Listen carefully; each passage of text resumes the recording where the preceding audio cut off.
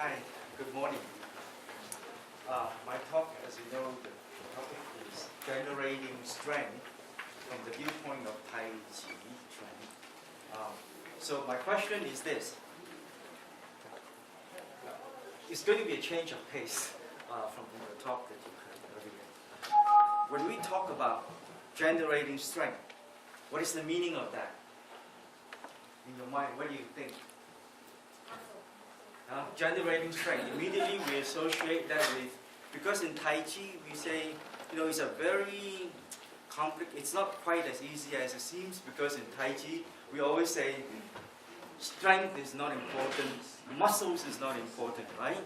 So what does it mean to generate strength? Well, think of it, whatever you do requires generating of strength. Whether you work in sports, and certainly martial arts. How about Tai Chi? Tai Chi, you don't generate strength? So this is the topic that I'm going to address. All right? So you can... Yeah, it's on. It's on. Oh, okay, I'm sorry. Is it better? Okay, so I was saying that in Tai Chi, generating strength, how is it different from other forms of activities that require the generating of strength? Okay. Now, what is the? Think of sports. Well, I'm sure some of you play golf, right? How do you swing this 300-400 yard drive? Is it because you have muscle bulk? Well, that's certainly not true, right? And you see baseball players, you play tennis. To do a good swing requires strength. Not because of muscle bulk. Because of what? Because of the ability to use the waist power. Waist power 就是当腰劲. How do you use the waist power? So 当腰, the waist power, is the common ground to all forms of activities that require you to generate strength. Okay? So I want to use that as the common ground to kind of like look at Tai Chi and then look at the other sports. Now, so what comes to mind in generating strength? The first thing you know always, use the whole body, right? Transition, use the whole body to generate strength, right? So what does it mean to use the whole body? Quarterback, you want to sack the quarterback, the defense guy, what does he use? He runs towards the quarterback, he swings the whole body and crashes into the quarterback. That is using whole body strength too. But if you use that kind of whole body strength, in other words, you run and you crash against the other person and throws him off, you lack what? You lack control. So that is whole body strength but no control. So we don't use that kind of whole body strength in martial arts. Right? So when we think about whole body strength, actually what we mean is that all the muscle groups in your body must be used. Doesn't mean just use them, but proper alignment of all your muscle groups. So that is meaning of using the whole body strength.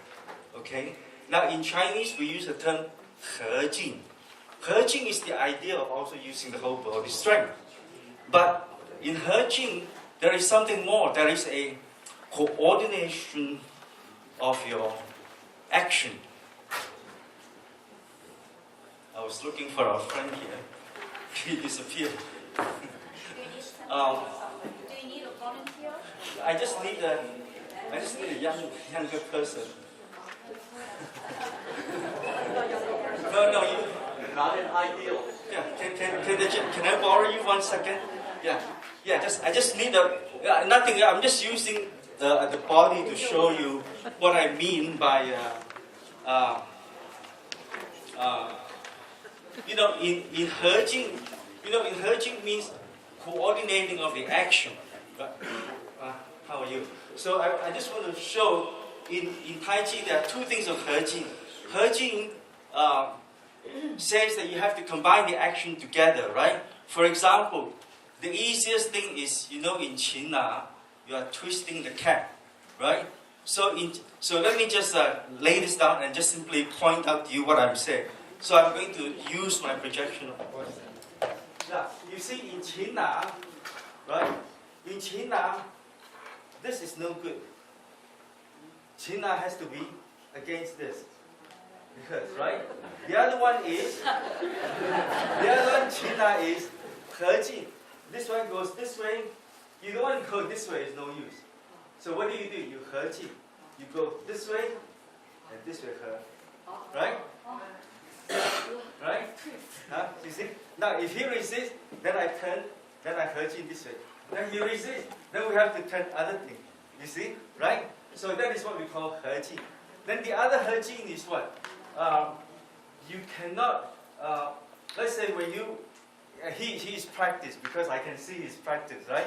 So he won't let me do. See now, if I do it this way, it's no use.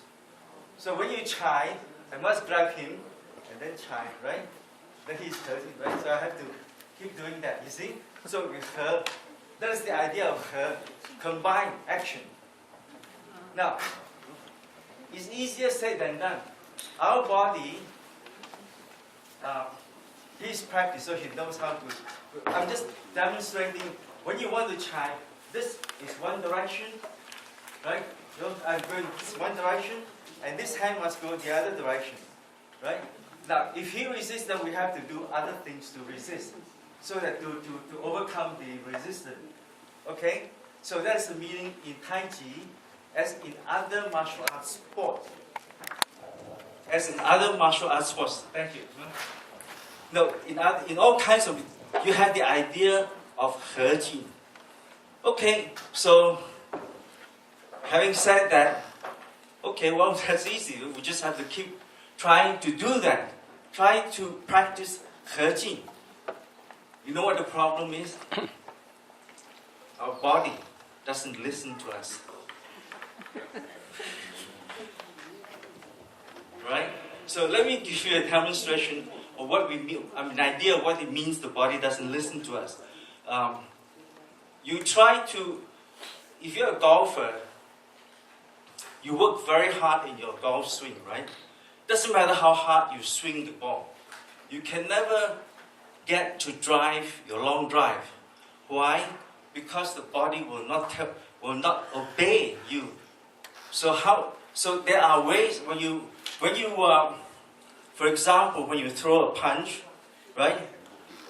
The action immediate, the muscles immediate to your hands take over. So all your arm muscles, the upper arm muscles go first. Not the rest of the body, cannot follow. See the body, then when you throw a punch, this hand goes first. But actually we always say, use your tangyao, use your inner direction, right?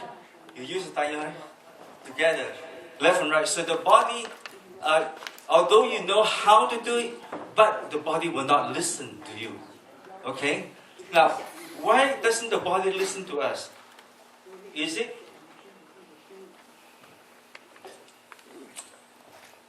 If it is so, if the body will listen to you to do what you want, it's very easy.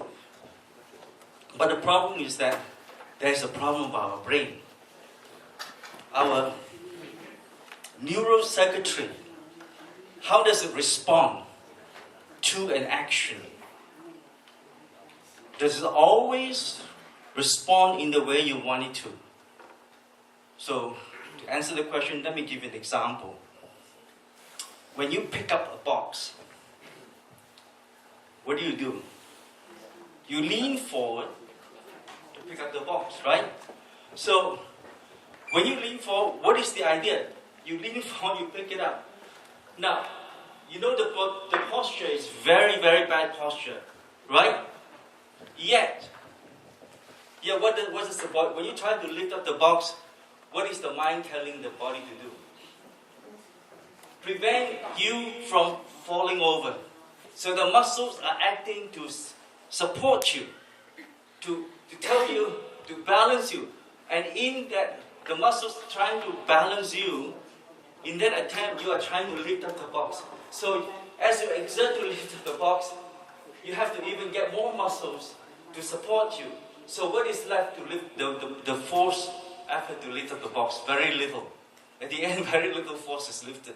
And not only that, it causes you to have a backache, right?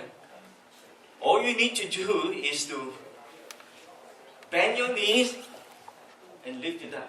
But our mind doesn't tell us to do that, does it? Because our circuitry says convenience to do whatever it is to support you from falling over. The first immediate reaction. You see your friends taking pictures of you. They go take a picture, then they back up, they go this. They keep backing up, backing their backs forward. They forgot that there's a telephoto, the lens you can adjust back and forth. They forget that, alright? Not only that, they forget what they have to do is back up or move forward. They don't do that. Why? Because again, when you want to take pictures to focus or to try to get it in the frame, you bend backwards, you thought that's okay. So what does the brain tell you? Oh, don't fall, don't fall. So muscles have to react to put you back in balance. But in balance in a bad posture. Right? So, in Taiji, we don't just generate strength for the sake of being able to lift the heaviest object. Right? In combat, there are two persons involved. So as you remember in pushing hands, huh? Okay, see how time passes. So like in push hands, the immediate reaction when someone pushes you is to push back. Why? Because if someone is pushing you, you push to prevent yourself from pushing back. What is your mind tells you in your mind? The brain circuitry tells you, hey, in order not to fall off, is to react to push back, right? That's not the best strategy, as you know. And in push hands, you know that you are told, hey, first of all, you have your steady force, and then you turn your waist, you use your Lui, and all the other strategies to learn in your push hands exercise, right? Now, so the whole point is that generating strength has different meanings for different tasks that you are doing. Okay. Now in Taiji, as I said, how do you move your body away from the habitual way of your recruiting of your muscles?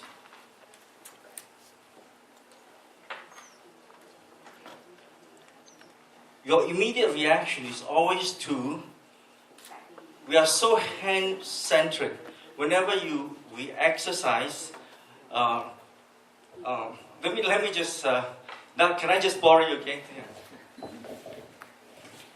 Now, one of the things we want in Taiji, in order to be able to generate strength, what is the most important thing?